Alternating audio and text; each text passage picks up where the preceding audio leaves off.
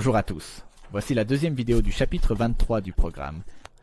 Passons au sujet des capteurs spéciaux. Salut tout le monde, commençons. Plongeons directement dans un groupe de capteurs très couramment utilisés. Ce sont les interrupteurs de proximité. La tâche des partenaires, gestion, est de En général, le travail d'un interrupteur de proximité est de détecter la présence d'un objet proche en utilisant une propriété de l'objet pour la détection.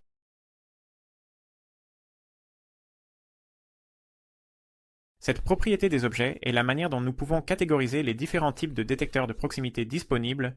nous pouvons faire la distinction entre les deux. Dans les projets d'électronique de base, les types les plus courants sont les capteurs magnétiques et optiques en raison de leur simplicité. Les interrupteurs de proximité magnétique, également connus sous le nom de relais Reed, peuvent détecter la présence ou l'absence d'un champ magnétique, qu'il s'agisse du champ magnétique d'un aimant permanent ou d'un électroaimant. Lorsqu'un champ magnétique est fermé, les deux contacts qui ne sont séparés que de quelques centaines de micromètres se touchent et le circuit est fermé. Ces deux états sont appelés ouverts et fermés. Nous pouvons également acheter des interrupteurs qui fonctionnent à l'inverse, appelés type normalement fermé. Les participants ont généralement une sorte de Les détecteurs sont généralement dans un boîtier en verre rempli de gaz inerte. Ils sont couramment utilisés comme interrupteurs de fin de course, par exemple dans des cylindres en plastique ou en aluminium, ce qui n'affecte pas la détection. Dans ces cas, généralement le piston ou les joints sont magnétiques, ce qui est détecté par un interrupteur de proximité magnétique à l'extérieur du cylindre. Cette disposition présente l'avantage que le capteur est séparé de l'intérieur du cylindre, et de cette manière, il n'a pas besoin d'être aussi durable qu'un capteur à l'intérieur devrait l'être. parce que le capteur a bien bloqué le moteur de travail. Et il peut être facilement remplacé sans remplacer le cylindre. C'est comme utiliser un capteur interne, et son remplacement peut souvent être résolu sans remplacer l'établi. Ils peuvent également être utilisés pour détecter l'ouverture de fenêtres, portes ou couvercles d'appareils électroniques. Les interrupteurs de proximité inductifs sont des dispositifs actifs, ils génèrent leur propre champ magnétique et détectent les métaux qui entrent dans ce champ. Habituellement, ils sont utilisés dans des circonstances spéciales, comme là où des dispositifs étanches sont nécessaires ou lorsque l'environnement est fortement contaminé. Par exemple, l'exigence d'approvisionnement en eau ou d'environnement fortement pollué, normes opérationnelles. Son fonctionnement est beaucoup plus compliqué par rapport à l'interrupteur de proximité magnétique ci-dessus. Sans entrer dans les détails, il est bon de savoir qu'il génère un champ magnétique oscillant. Un espace magique très changeant, Les métaux qui entrent dans ce champ magnétique ralentissent cette oscillation et induisent une tension dans le circuit, générant le champ magnétique. c'est-à-dire que Logic Jack devrait ajouter les créateurs du Festival Intelligent ou Silatron. Dans ce cas, le changement de fréquence est une quantité intermédiaire qui est convertie en un signal binaire par des circuits internes supplémentaires. Pendant la conversion, une distance de détection peut être définie, ce qui détermine la distance à partir de laquelle le capteur peut détecter la présence. Ressentir. Cette distance, Cette distance est généralement définie par le fabricant et ne peut pas être ajustée. Voyons comment ce capteur fonctionne en réalité. Jergo tient un tout nouveau capteur inductif dans sa main, qu'il est en train de déballer. Oui, et de plus, nous avons la chance de ne même pas avoir à chercher la fiche technique sur Internet pour le démontrer. Maintenant, ou plus tard, car toutes les informations de base sont sur l'emballage. Vous pouvez voir le numéro d'article commençant par IME08 et qu'il peut être utilisé entre DC10 et 30V, et il y a aussi un petit schéma montrant le câblage correct. Connectez le fil bleu à la masse, GND, et le fil marron à l'alimentation 12V. Vous pouvez également voir sur la figure que le fil noir est notre sortie, qui doit être connecté à une résistance de pull-up. Maintenant, je vais déballer le capteur. Il me suffit d'obtenir une paire de ciseaux par magie.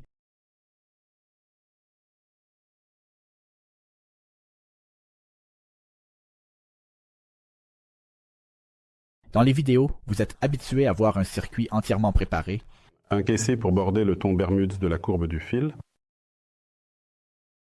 Maintenant, nous allons montrer l'assemblage intégralité, Je peux parler. Au reste, Parce que vous devez vous habituer au fait que tout ne se passe pas bien du premier coup. Et vous pourriez même faire une erreur en assemblage. Donc, dans le schéma de câblage, nous avions une sortie à laquelle je vais connecter une LED et une résistance pull-up. Et pour simplifier, je vais utiliser un connecteur de raccordement simple.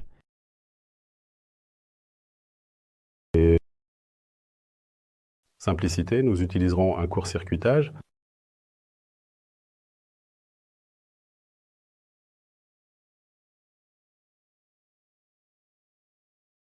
Ce sont des connecteurs à ressort, donc nous pourrons travailler avec eux rapidement. Et voici une pièce en aluminium que nous allons essayer de détecter avec le capteur. Je vais allumer le laboratoire et configurons le circuit.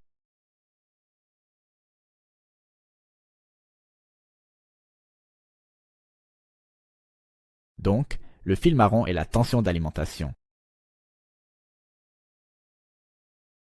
J'ai connecté la pince de ligne à celui-ci.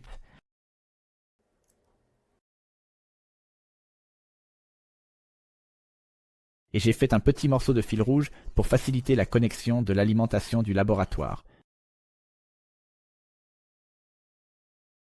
C'est aussi là que va la résistance pull-up.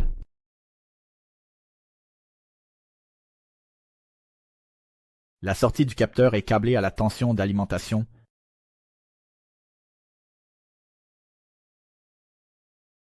Avec la résistance, je connecte les fils en série pour que tout soit visible.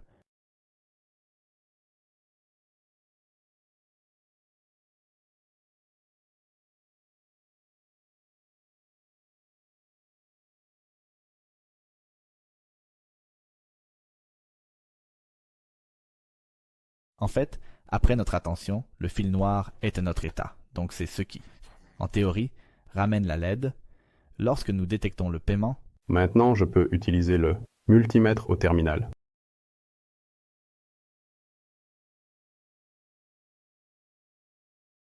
maintenant, je peux connecter un multimètre au terminal et observer la variation, mais comme cela, peut se comporter différemment. Dans chaque LED, nous n'allons pas le formuler. Le fil. Connecté à la masse GND.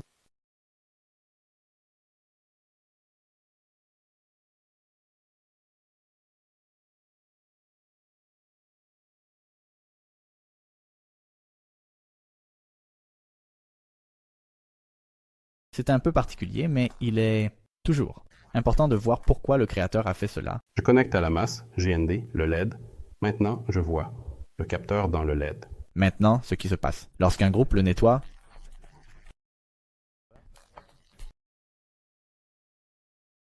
et maintenant je vois que le capteur provient d'un LED différent, Mais il y a aussi un LED intégré sur le capteur lui-même. voyons maintenant ce qui se passe lorsqu'un groupe l'enseigne. J'espère vraiment qu'il choisit le LED, sinon je le choisis mal. Vous pouvez vraiment voir qu'il fait environ 3-4 mm de long. Et merci de ne pas avoir eu à m'intéresser à la vidéo d'électronique cristalline, car j'ai pu regarder le capteur inductif. Merci. Merci de ne pas avoir eu à comprendre la vidéo d'électronique cristalline pour que je puisse connecter le capteur à l'inductif. Merci. Avec cette petite aide, nous allons examiner d'autres formations, notamment la formation optique. Pour le fonctionnement suivant, il faut un laser, un capteur laser et un phototransistor. Un phototransistor est dans une formation qui modifie le laser. Son fonctionnement est un peu simple.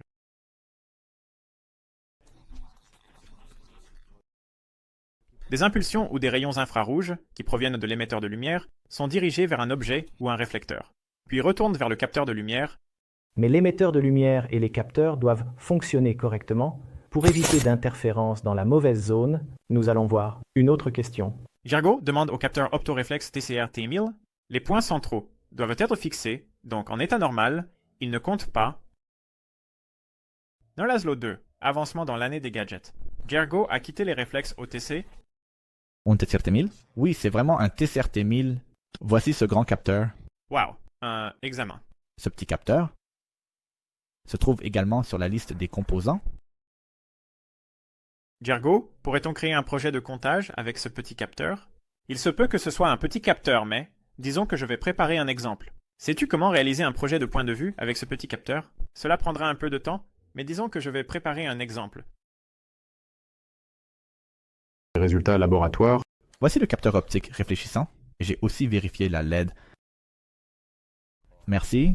Le déclencheur de l'observateur projectif est un pavé tactile.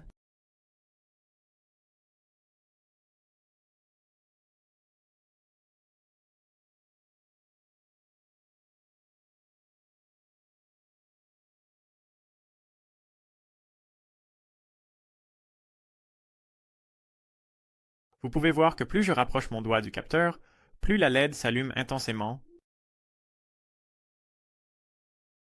La question peut se poser, pourquoi nous avons besoin d'un tel capteur, si nous pouvons déjà réaliser la détection de proximité avec le capteur inductif? C'est parce que dans cette démonstration, le capteur peut détecter non seulement la présence de matériaux conducteurs, mais aussi la présence d'êtres vivants, comme dans notre exemple, Djergo.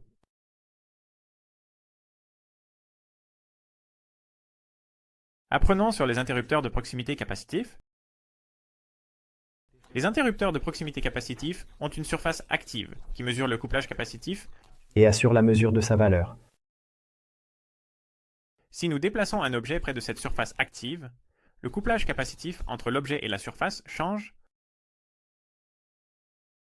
Imaginez, tout cela se déroule de manière similaire à un condensateur.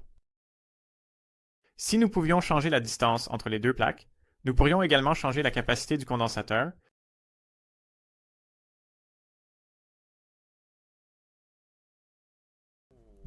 Il n'y a rien de mieux qu'un capteur de proximité capacitif propre et rouge.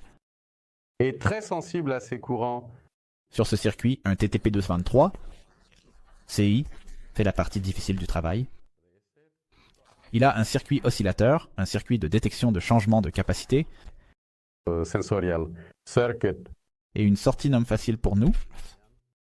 L'air numérique est sorti par la fenêtre. Je l'adore. En plus du CI TTP223. Présenté par Djergo, il existe de nombreux autres types disponibles. Les applications basées sur ce principe sont présentes dans presque tous les domaines de la vie. Pensez à l'écran tactile de votre téléphone, ou, pour donner un exemple industriel, à la mesure des niveaux de liquide dans les réservoirs. À présent, nous avons vu plusieurs principes que nous pouvons utiliser pour déterminer la proximité de différents objets, créatures vivantes et matériaux. Regardons un nouveau capteur, le détecteur de proximité ultrasonique. Ceux-ci sont très similaires aux photodétecteurs, car ils fonctionnent tous deux par propagation d'ondes. Ces capteurs ont également un émetteur et un récepteur, mais au lieu de la lumière, ils utilisent des ultrasons, qui sont réfléchis par l'objet à détecter. Les ultrasons ont une fréquence plus élevée que le son que nous pouvons entendre, généralement entre 30 kHz et 300 kHz. La propagation des ondes sonores est fortement influencée par la température et l'humidité de l'air et d'autres milieux. Humidité et température. Cet effet ne pose aucun problème si l'erreur est négligeable. Avec les exigences de précision de la mesure, par exemple, si nous voulons seulement détecter si un objet est présent ou non, les ondes sonores sont difficiles à focaliser dans une certaine direction. Donc la plus petite taille d'objet détectable dépend de la dispersion des ondes. Ce type de capteur est utilisé partout. Par exemple, l'industrie automobile s'appuie sur de tels capteurs pour construire des systèmes d'assistance au stationnement. location. Maintenant, nous avons choisi des capteurs à couper le souffle.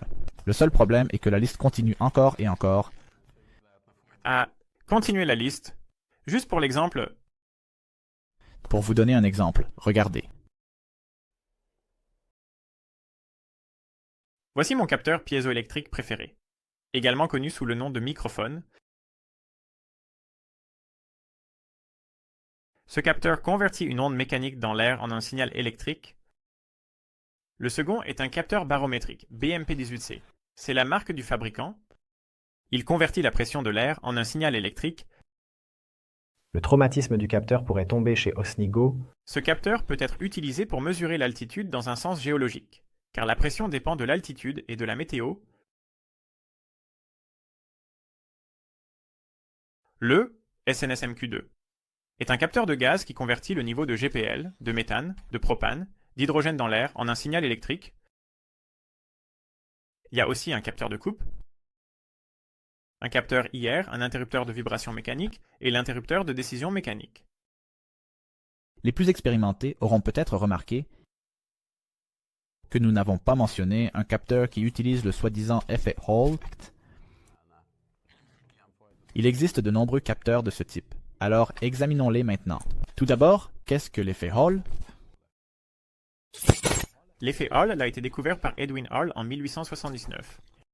Si nous considérons une plaque rectangulaire de matériaux semi-conducteurs, dans laquelle un courant circule entre deux côtés opposés, et un champ magnétique uniforme est présent entre deux autres côtés opposés, perpendiculairement au flux de courant, alors une tension est induite entre les deux côtés restants, perpendiculairement à la fois au champ magnétique et au champ électrique.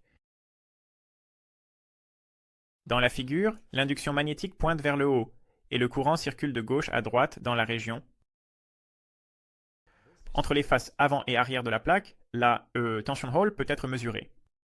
En ignorant la démonstration longue, nous affirmons que la tension Hall peut être calculée en utilisant la formule suivante. Comme vous pouvez le voir dans l'équation, si l'induction magnétique est connue, nous pouvons calculer le courant en mesurant la tension Hall, ou nous pouvons calculer la force d'un champ magnétique inconnu en utilisant un courant connu et en mesurant la tension Hall. L'équation contient une nouvelle constante inconnue, appelée constante de Hall, son signe est RH. Les capteurs Hall peuvent être utilisés dans de nombreuses applications, car il est facile de mesurer à la fois l'induction magnétique ou la force du champ, ainsi que le courant avec eux.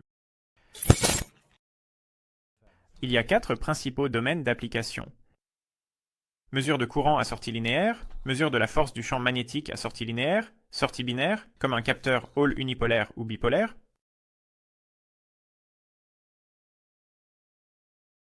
Le premier exemple d'application est la mesure de courant.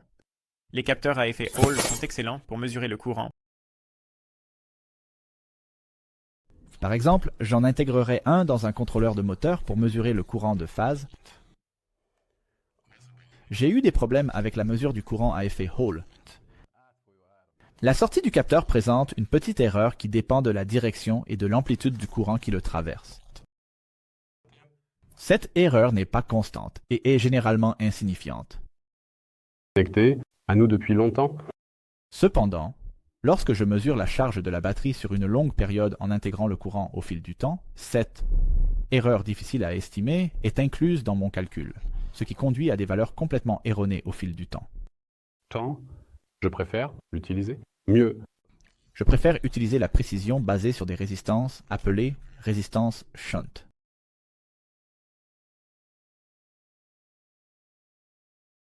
L'exemple que vous avez mentionné est une preuve parfaite que certains défauts dans certains capteurs peuvent causer de graves problèmes lors de l'utilisation. L'erreur que vous avez rencontrée est une erreur de décalage, et sa valeur change pendant l'utilisation. Et utilisation, le remplissage. Dans l'intégration utilisée pour le calcul de la charge, cette erreur s'accumule constamment et entraîne une erreur de mesure significative. Mon problème avec la mesure du courant par shunt est que vous devez inclure une résistance en série pour la mesure, ce qui fausse la mesure du courant car la résistance chauffe. Si la résistance chauffe, sa valeur change. De plus, si vous l'utilisez dans un environnement à haute tension, vous devez assurer l'isolation galvanique du système. Je l'admets, cela dépend de l'application, ce qui est le meilleur choix. Un autre type de capteur, le capteur de proximité, possède également un capteur à trous qui contient un aimant et peut détecter les matériaux magnétisables à proximité.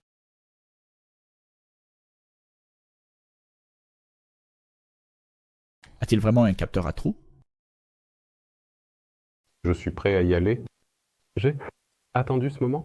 Je me suis préparé et j'ai hâte d'avoir l'opportunité de jeter un coup d'œil à l'intérieur. Quelque chose qui ne semble pas fonctionner de l'extérieur.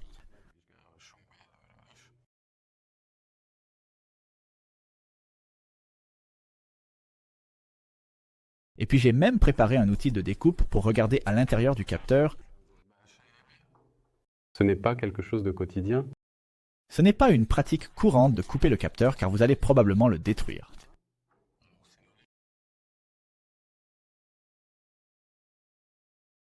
Je suis très excité de voir ce qu'il y a à l'intérieur. Peut-être que de petites personnes sont là-dedans, vérifiant le métal.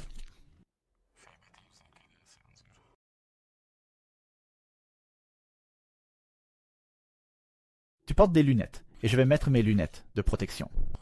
Ça va être un peu bruyant.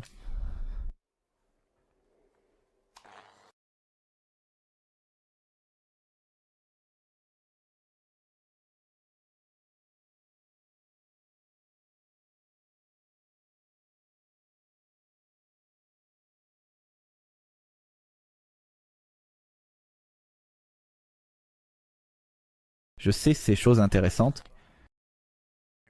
Le boîtier du capteur est en aluminium. Comme on sait, le capteur ne détecte pas l'aluminium. Cela ne fausse pas la mesure. C'est ainsi que cela fonctionne. Je dois couper autour de lui de plusieurs côtés. Ne faites pas cela à la maison, surtout sans outils de protection. Mais de toute façon, parce que beaucoup de gens n'aimeront pas ça.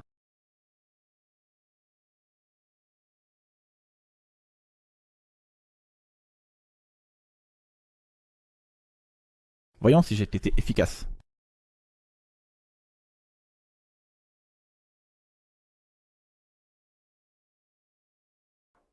Peut-être nous pouvions voir la fiche pour ce qu'il y a à l'intérieur. Mais je ne pense pas que figure dans la fiche technique.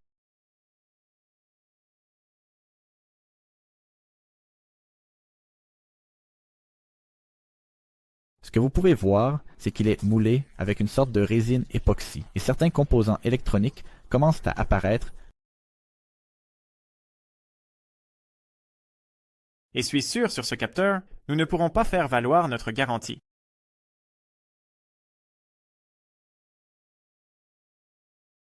Vous pouvez voir les composants électroniques. Je vais essayer de découper le boîtier en époxy.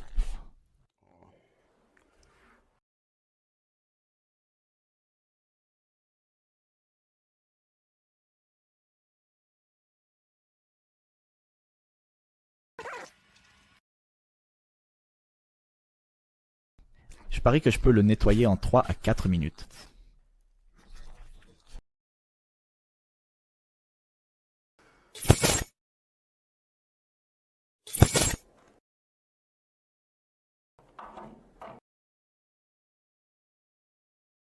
C'est bien parce que nous pouvons voir à l'œil nu ce qu'il y a dans notre capteur.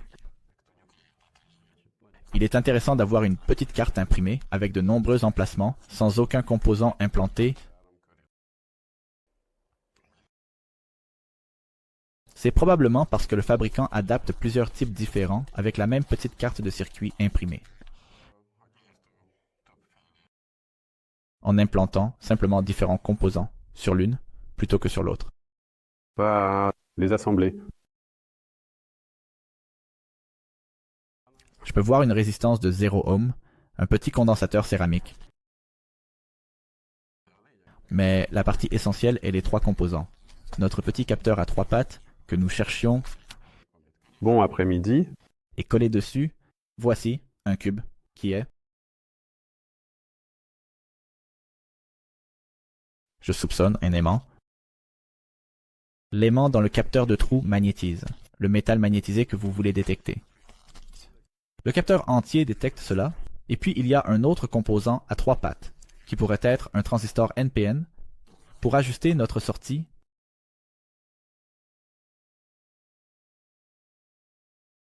Et cela, si c'est vraiment un aimant, attirera mes pinces.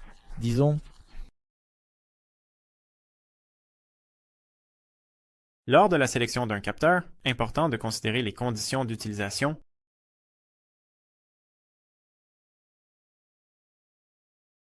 Les capteurs Hall sont généralement très tolérants à l'environnement, donc dans les voitures, ils peuvent résister au froid et à la glace et fonctionner de manière fiable. Une propriété encore plus importante est qu'ils n'ont pas de pièces mobiles. merci beaucoup Gergo pour la présentation détaillée. Rejoignez-moi dans la prochaine vidéo. En attendant, peut-être que Gergo reviendra pour nous parler des capteurs micro-électromécaniques. Au revoir.